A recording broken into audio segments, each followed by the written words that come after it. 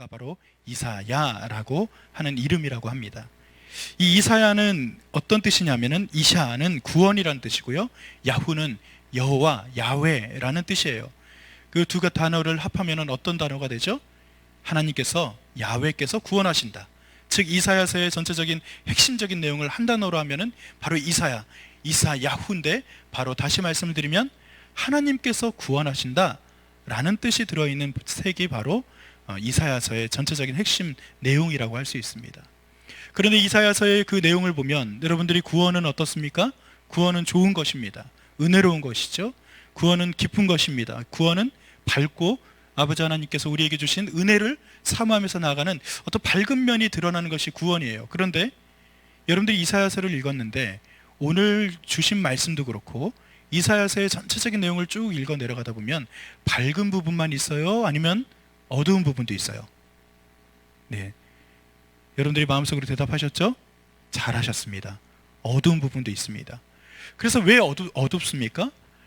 성경을 읽다 보면은, 이사야서를 읽다 보면은 구원해서 하나님께서 우리를 도우실 거야, 이런 기대도 있지만 예수님에 대한 예언도 나오기 때문에 메시아를 기다리는 그런 즐거움도 있지만, 성경의 이사야서의 대부분의 내용이 보면 심판에 대한 내용이 주입니다.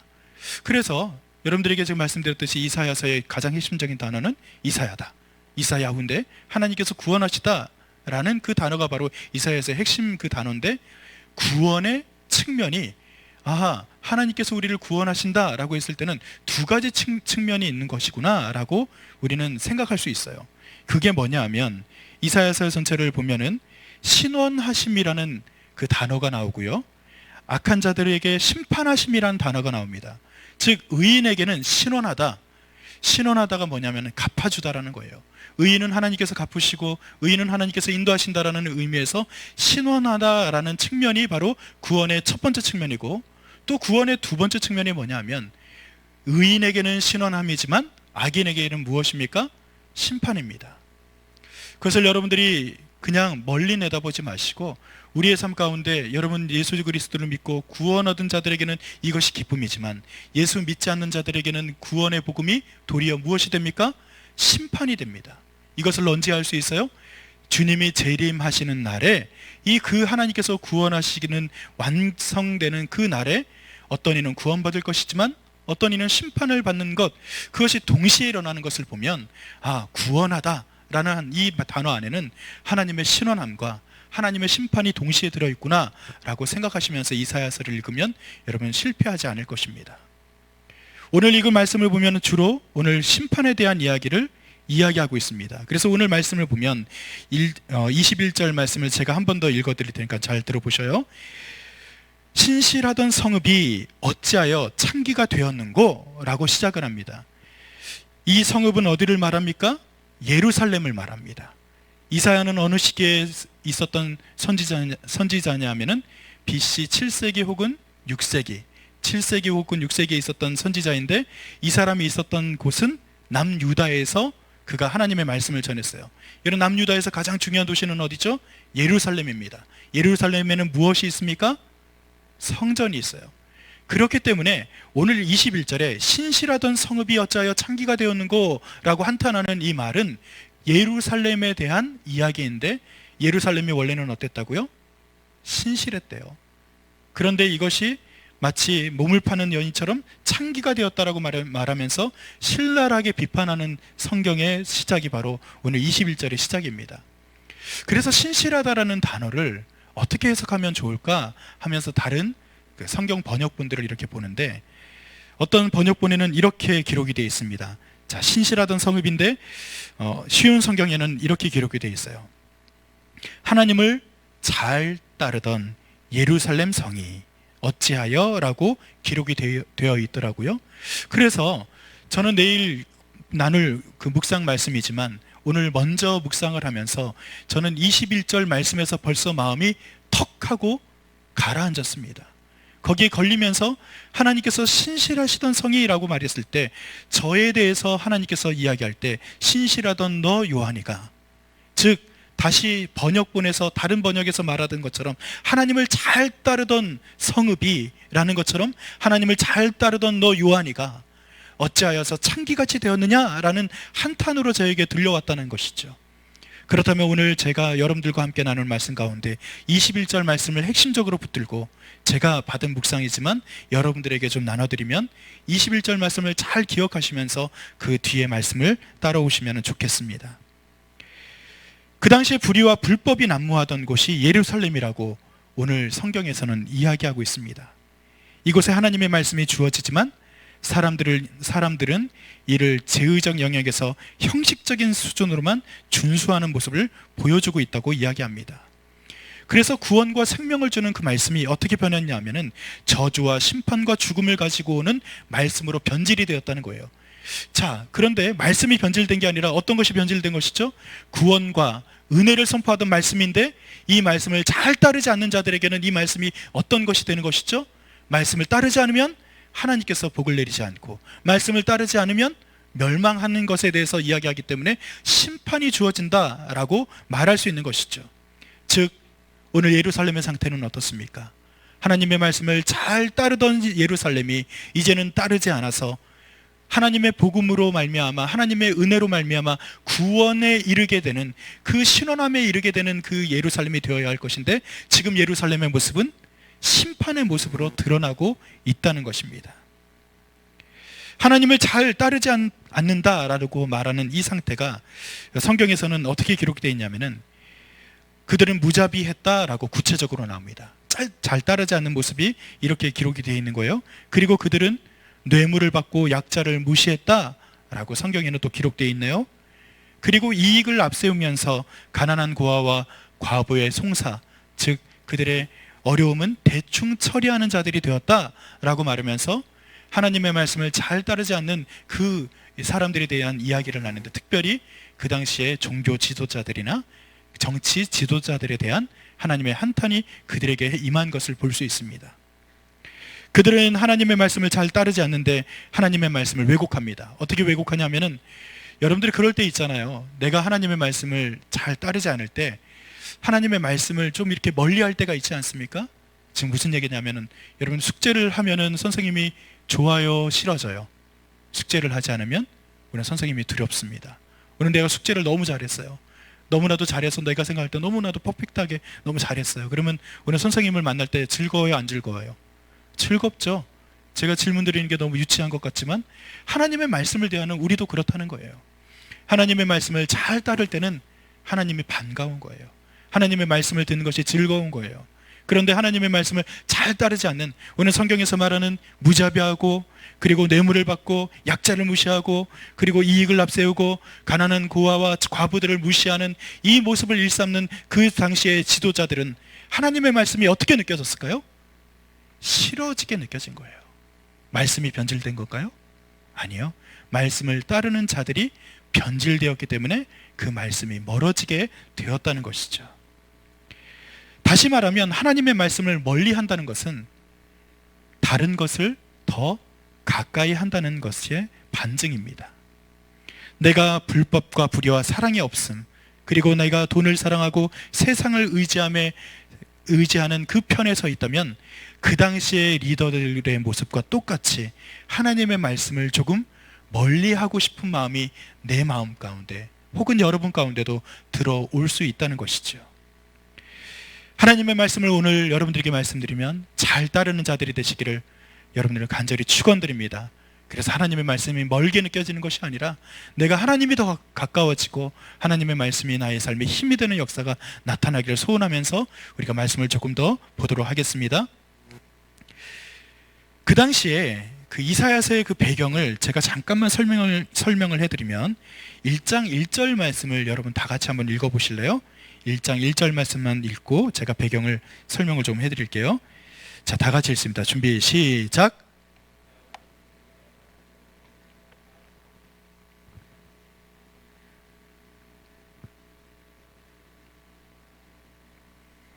자, 시대가 나오죠. 그 이사야가 살았던 시대, 이사야가 말씀을 전했던 그 시대에 있었던 남유다에 있었던 왕의 이름이 몇 명이 나오는데 그 중에서 우시아라는 왕이 나오네요. 또 요담이라는 왕이 나오네요. 그리고 아하스라는 왕이 나오고 히스기야라는 왕이 나옵니다. 그럼 그 당시의 시대가 어떻기 때문에 어쨌기 때문에 하나님께서 그들에게 불법을 행한다, 공의롭지 못하다, 하나님과 멀어졌다라고 이야기하냐면은 그냥 이유가 있겠죠. 갑자기 불법을 할까요? 갑자기 약자들을 괴롭히기 시작할까요? 그들이 리더들이 변하게 된 계기가 있지 않겠습니까? 그 계기에 대해서 바로 우시야, 요담, 아하스, 히스기야 시대를 보면은 알 수 있다는 것입니다. 우시야 왕은 어떤 사람이냐면은 하나님의 보시기에 정직히 행했던 왕이라고 칭찬도 들었던 사람입니다. 그런데요, 칭찬만 들으면은 좋겠지만 그가 하나님에게 책망받는 부분이 있었어요. 그게 뭐냐 하면은 그 당시에 산당이 있는데 여러분들이 그 이스라엘에서는 예배를 어디서 드려야 되죠? 어디서 드려야 됩니까? 네, 성전에서 드려야 됩니다. 다들 마스크를 쓰고 있지만 입이 보입니다. 다 대답하셨죠? 성전에서 드립니다. 그럼 그 성전은 어디 있습니까? 예루살렘에 있어요. 그런데 예루살렘에서 하나님의 말씀도 듣고 또 하나님께 예배도 드리는 일을 행해야 되는데, 이스라엘 백성들이 남유다와 북이스라엘로 나뉘면서 북이스라엘에도 그런 현상이 벌어졌지만 남유다에도 비슷한 현상이 벌어지는데, 그게 뭐냐 하면 하나님께 제사 지내는 곳을 이곳저곳에 만드는 거예요. 산당, 여러분 이 산당이 말하는 것처럼 조금 높은 곳을 여러분 지향합니다. 높은 곳에다가 무엇을 만드냐면은 제단을 쌓습니다. 그런데 그 제단을 쌓는데 그게 원래 산당이 원래부터 있던 것을 바꾼 거예요. 이스라엘 백성들이 어디를 점령했죠? 가나안 땅을 점령했잖아요. 가나안 땅은 원래 하나님을 섬기던 곳인가요? 그렇지 않습니다. 하나님을 믿지 않는 사람들이 거기다가 자신들이 믿던 신전을 만들었는데, 그것이 어디다 짓냐면은 우리나라도 산신령 그렇게도 얘기하고 아니면은 성황당 이렇게도 말하면서 높은 거, 큰 거 이런 거에다가 자꾸 신전을 만들잖아요. 그런 것처럼 높은 산, 조금 높은 곳에다가 그런 이방신을 섬기는 산당을 만들었대요. 이 산당에는 무엇이냐면은 거기 가면은 여러분들의 그림을 좀 보여드리면 좋겠지만 도깨비 같이 생긴 어떤 그런 형상이 이렇게 새겨진 비석이 하나 서 있어요. 그게 뭐냐면은 그 당시에 그들이 섬겼던 우상입니다. 산당에 우상을 섬기는 그것을 그대로 놔둔 상태에서 누구를 거기서 섬겼죠? 하나님을 섬긴다라고 말을 한 거예요. 왜 하나님께서는 예루살렘에 와서 하나님께 예배를 드려라, 예루살렘에서 진짜 하나님께 나와서 제사를 드려라 라고 말했냐면은 혼합되지 않게 하기 위해서, 하나님의 말씀이 섞이지 않기 위해서 이 세상에 있는 논리, 그 가나안 땅에 있었던 그 논리가 그 신전에서 행했던 모든 것들이 뭐냐면 그냥 이 세상에 있는 기복이거든요. 그냥 복 받는 거, 물질의 축복, 이것만 이야기하는 것이 산당에서 하는 주로 했던 예습의 형태였거든요. 그래서 그 예배 형태에서 산당에서 지냈던 예배를 어떻게 합니까? 하나님께 예배 드린다고 하면서 내용은 뭐예요? 세상에서 사람들이 그냥 기복적으로 드리던 그 예배 행위를 비슷하게 하는 거예요. 하나님을 섬긴다고 하지만 황금 송아지 섬기는 거랑 똑같은 겁니다. 그래서 이 산당은 있어야 돼요, 없어야 돼요? 없어야 되는 거예요. 그런데 누가요? 우시야 왕이 그것을 없애지 않았대요. 하나님께 신실하다고 칭찬도 들었지만 그가 산당을 없애지 않는 우를 범했다는 겁니다. 자, 그래서 그가 나중에 나병에 걸려서 최후를 맞이하게 되는 사람이 바로 우시야 왕입니다. 그리고요, 우시야 왕의 아들이 바로 그 다음에 나오는 요담 왕입니다.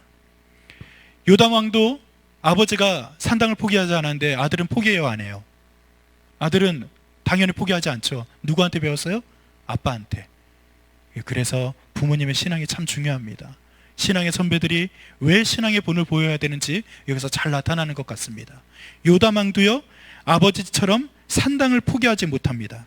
그래서 남유다가 아까 말씀드렸듯이 혼합주의, 즉 하나님을 섬기는 듯 하지만 하나님을 섬기는 것과 전혀 상관없는 것이 동시에 섬기게 되고 또 지향하는 그것들이 섞이게 되었다는 거예요. 그것이 바로 요담 왕 때 일어났던 일입니다.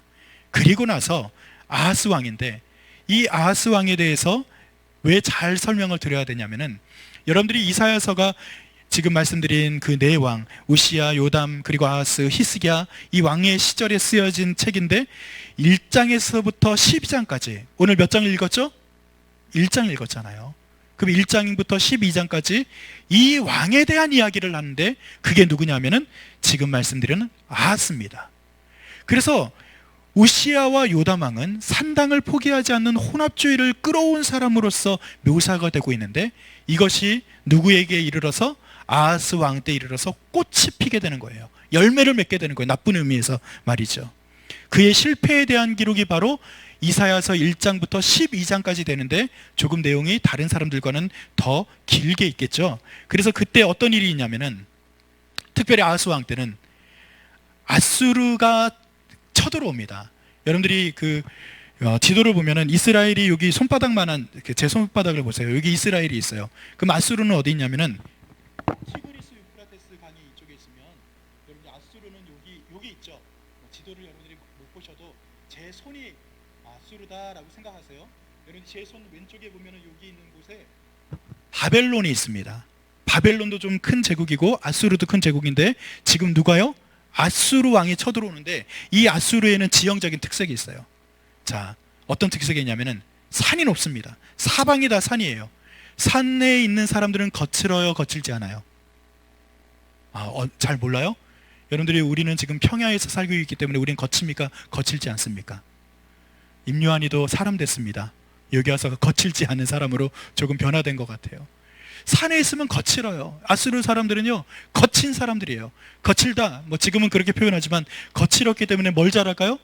싸움을 잘해요. 그래서 용맹하지만 무서워요. 이 사람들이 싸움할 때 전략이 있습니다. 가서 힘으로 다른 사람들을 이기는 것도 전략이지만 여러분 제일 큰 전략은 뭐죠?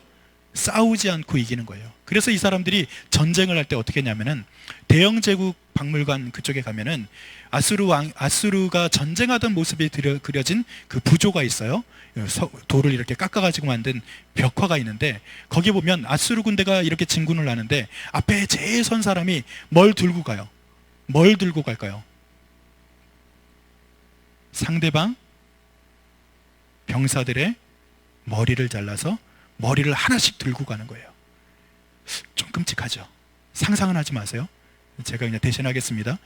여러분 이렇게 하면 어때요? 상대방들이 그렇지 않아도 거친 민족이 아수르가 또 큰 나라고 아수르가 병사도 많고 전쟁을 잘하는 민족인데 어떻게 해요? 머리를 갖다가 하나씩 잘라가지고 다 병사들이 손에 들고 진군을 해요. 어때요? 두려움이 있겠죠?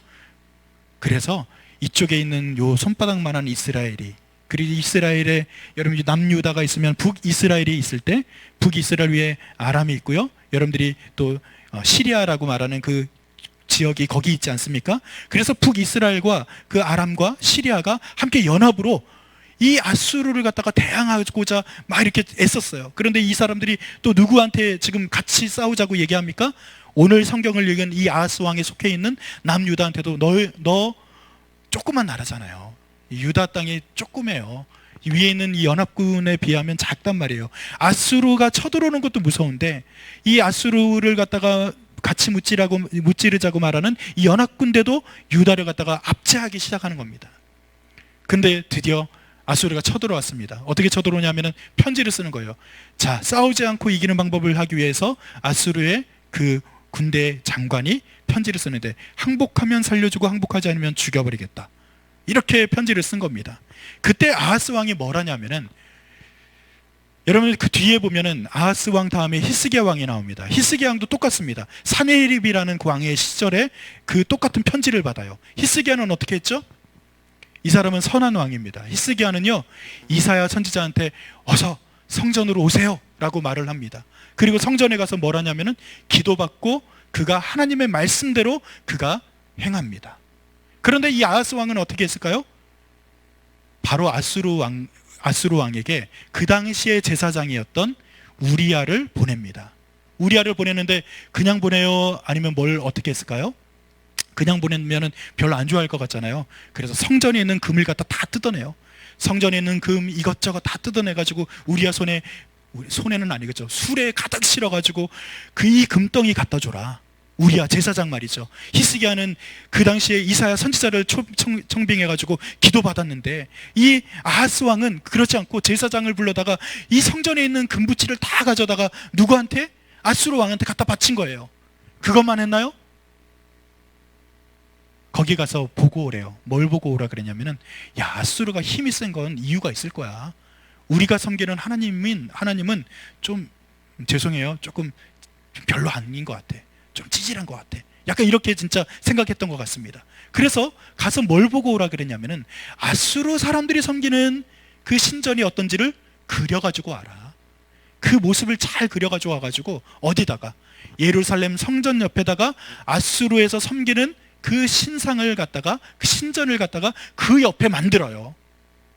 여러분, 아하스 왕은 어떻습니까? 그 위에 있었던 요담 왕이나 아니면 우시야 왕은 단지 산당을 없애지 않는 정도의 잘못을 했을 뿐이지만, 아하스 왕은 산당을 없애지 않은 것으로 족하지 않고 아수르에 있는 신전을 갖다가 아예 복사해서 갖다가 거기다 만들어 놓고 섬기는 일을 했다는 거예요.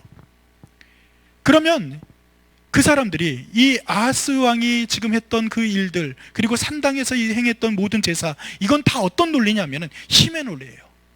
그 당시에 이 신들, 이방 신들의 모든 그 상황이 어떠냐면은 다 만몬입니다. 물질을 숭배하고 힘을 숭배하는 것들이에요. 그러다 보니까 사람들이 어떤 마음이 듭니까? 하나님에게 점점 다가갈수록 물질을 숭배하거나 힘을 숭배하는 것이 멀어지고 약자를 보호하고 오히려 불법을 행하지 않고 의로워지는 쪽으로 점점 마음이 변화되고 쓰여졌을 텐데, 자꾸 그쪽으로 향하다 보니까 사람들이 어떻게 됩니까? 물질을 숭상하고 불법을 행하는 일들이 나와요. 그래서 3장에 보면 묘사하는 장면이 나오는데 3장 19절부터 24절까지 그 당시에 있었던 그 사람들, 이스라엘 백성들, 타락한 사람들이 몸을 치장하는 것을 많이 한대요. 어떻게 치장했냐면은 귀고리와 팔목고리와 얼굴 가리개와 화관과 발목 사슬과 띠와 향압과 호신부와 반지와 코고리와 예복과 겉옷과 목도리와 손주머니와 손거울과 세마포옷과 머리수건과 너울을 제하시리니, 하나님께서는 이걸 제한다 했는데 왜 제해요? 그들이 그걸 지향하는 거예요. 머리에는 이것저것 쓰고 코에도 달고 귀에도 달고 여기 턱에도 달았을까요? 그러니까 이것저것 다 손에도 달고 발에도 달고 이걸 가지고서 자랑을 삼았다는 거예요. 그리고요, 그래서 하나님께서 그들에게 뭐라고 말씀하시냐면은 그때 썩은 냄새가 향기를 대신하고 노끈이 띠를 대신하고 대머리가 숱한 머리털을 대신하고 굵은 베옷이 화려한 옷을 대신하고 수치스러운 흔적이 아름다움을 대신했다라고 하나님은 묘사하고 또 한탄하는 장면이 바로 3장에 나오는 장면입니다. 여러분, 오늘 말씀에 하나님께서 신실하던 성읍이 어찌하여 창기같이 되었느냐, 여러분, 이 말이 조금 이해가 되죠?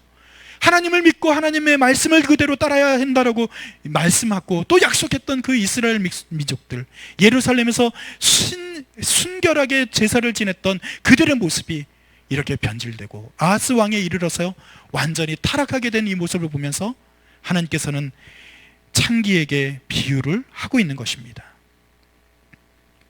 오늘 말씀으로 돌아가서 24절부터 25절, 26절을 제가 조금 쉽게 번역된 성경으로 읽어드릴 테니까 잘 들어보시기 바랍니다.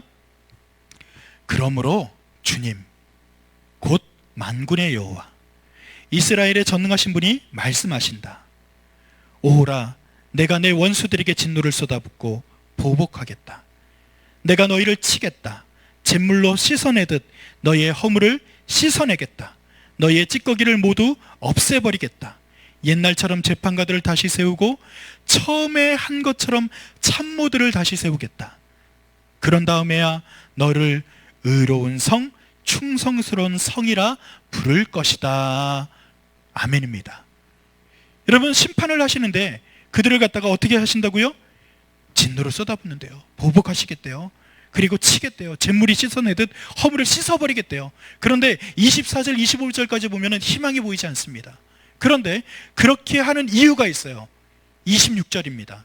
여러분들이 가진 성경으로 26절을 다 같이 한번 읽어보겠습니다. 준비 시작.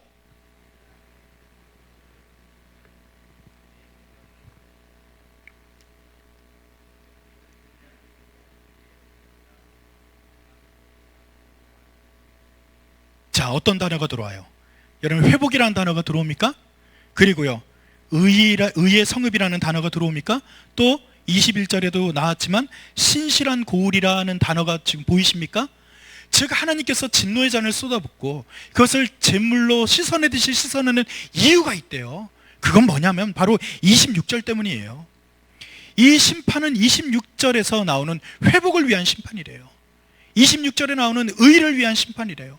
26절에 나오는 다시 하나님께서 신실하다라고 칭해 주시기 위해서 하시는 하나님의 진노의 잔, 심판이라는 것입니다.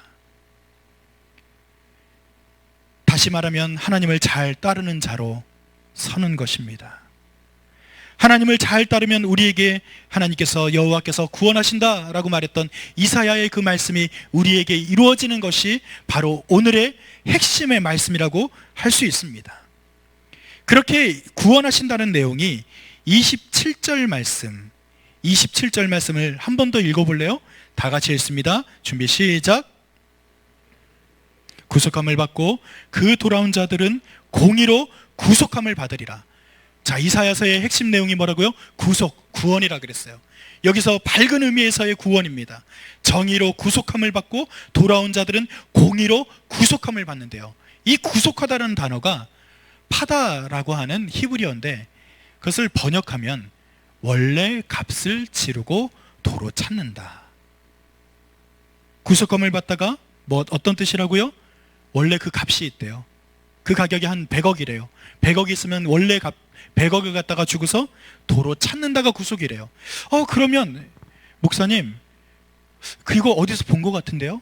여러분, 이 값을 치르다, 빚을 갚다, 여러분 하면은 어디의 장면이 좀 떠오르지 않습니까?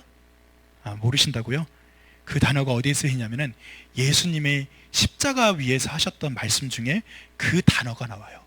그 단어가 뭐냐 하면은 테텔레스타이, 즉 헬라어로 말하면 테텔레스타이예요. 이게 뭐냐 하면은 다 이루었다 라고 말하는, 우리나라에서는 다 이루었다라고 번역이 되지만 이게 값을 다 치루었다라는, 구속하였다라는 뜻이랍니다. 테텔레스타이, 오늘 말하는 파다라고 말하는 히브리어의 이 단어와 같은 모양으로 같은 닮은 꼴인 그 단어가 바로 테텔레스타이라는, 예수님이 십자가 위에서 이루신 그 구원이 바로 값을 치루었다라는 단어입니다. 이 테텔레스타이가 그 당시에는 노예들이 주인이 맡긴 일을 완벽하게 다 하고 나서 보고할 때, 주인이시여 내가 맡은 일을 다 잘했습니다 할 때, 내가 다 했습니다라고 말할 때 테텔레스타이라고도 말했다고 하고요. 또 성전에서 제사장들이 그 신전에 오는 그 제물들을 이렇게 볼 때 흠이 없고 결이 없는 것들을 하나님에게 제물로 드리잖아요. 그때 다 검사하고 나서 흠도 없고 결도 없다라고 딱 할 때 테텔레스타이라는 단어를 썼답니다. 또요, 그 단어는요, 예술가들이 자신의 작품을 완성했을 때도 테텔레스타이라는 단어를 썼고요. 그리고 지금 여러분들에게 말씀드린 것처럼 상인들이 빚을 다 갚았을 때도 테텔레스타이라는 단어를 썼다는 겁니다.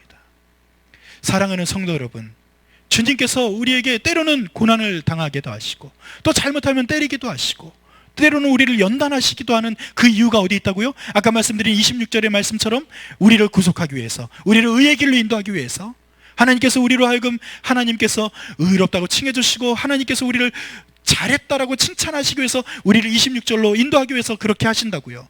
그래서 결국은 어디로요? 구속함의 상태에 이르게 하기 위해서 하나님이 우리를 때로는 연단하신다. 성경에서는 그렇게 말하고 있는 것입니다. 오늘 그것의 정점에 있는 십자가, 예수님께서 십자가에서 죽으심으로 말미암아 테텔레스타이, 우리를 위해서 다 이루신 그 구속의 역사가 우리 모두에게 일어나기를 간절히 축원드립니다. 예수님께서 우리를 위해서 십자가를 지신 것처럼 우리도 이 길을 가는 동안에 우리도 십자가의 길을 따라 걷는 거예요. 그래서 때로는 불법과 공의가 아닌 것에 대해서 우리가 멀리해야 되는 것이고, 주님이 완성시키신 그 십자가지만 그래도 주님의 그 뜻을 따르기 위해서 주님과 함께 십자가의 멍에를 메고 이 땅에서 하나님의 마음을 품고 정직한 방향으로 우리가 걸어가는 것이 바로 그리스도의 지금 걸어가는 이 시점이라고 말할 수 있는 것입니다. 이처럼 구원은 우리의 죄의 값을 대신 치루심임을 여러분 기억하시기 바랍니다. 우리가 받아야 될 이 모든 저주와 심판을 주님께서 대신 져주시고 우리에게, 돌아오는 자에게 구속함을 선물로 주셨다는 것을 여러분 분명히 믿으시기를 바랍니다. 돌아오는 자는 다시 말하면 신실한 자입니다. 제가 신실한 자에 대해서 해석할 때 다른 번역서에서 이 신실한 자가 어떤 단어라고요? 또 다른 말로 하면은 하나님을 잘 따르는 것입니다. 더 강조해서 말하면 하나님 편에 가까이 서는 자입니다. 우리는 구속함을 받았다 하면서도 하나님에게 멀어지진 않았는지, 구속함을 받았다, 우리가 주님의 피의 값으로 구원함을 받았다고 말하면서도 하나님을 지금 잘 따르고 있는지 여러분 이것을 잘 살펴보시기 바랍니다. 우리가 주님께로 마음을 돌리는 일이 오늘 이 자리에서 일어나기를 간절히 축원드립니다. 내가 잘 따르지 않고 때로는 하나님께서 원하지 않은 방향으로 우리가 걸어간다면 말씀이 멀게 느껴질 거예요. 이 구원함이 나와 상관없는 것처럼 느껴질 겁니다. 그러나 염려하지 마시기 바랍니다. 우리가 멀어진 듯 느끼지만 결국 하나님이 우리를 붙잡고 계십니다. 예수 그리스도의 그 견인이, 주님의 인도하심이 우리를 결국 구원에 이르게 하실 줄로 믿습니다. 여러분, 우리는 할 일은 뭐예요? 하나님과 가까워지는 거예요. 이미 구원받은 자들이 해야 될 일은 무엇입니까?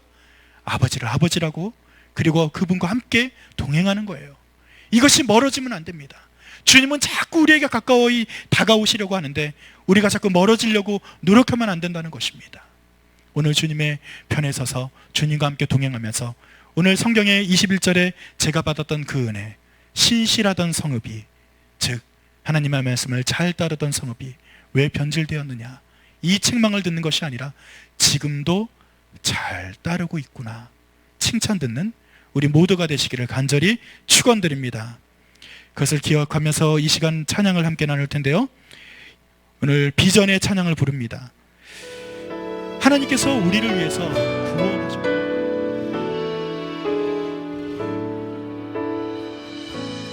우리 보좌 앞에 모였네.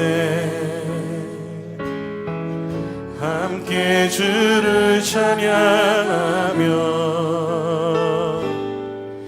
하나님의 사랑 그 아들 주셨네. 구원하심이 보좌에 앉으신 우리 하나님과 어린 양께 있도다. 구원하심이 보좌에 앉으신 우리, 그렇습니다. 그 구원하심으로 우리를 부르신 주 영광을 받으시옵소서. 구원하심이 보좌에 앉으신 우리 하나님과 어린 양께 있도다. 구원하심이 보좌에 앉으신 우리 하나님과 우리 목소리로 올려갑시다. 구원하심이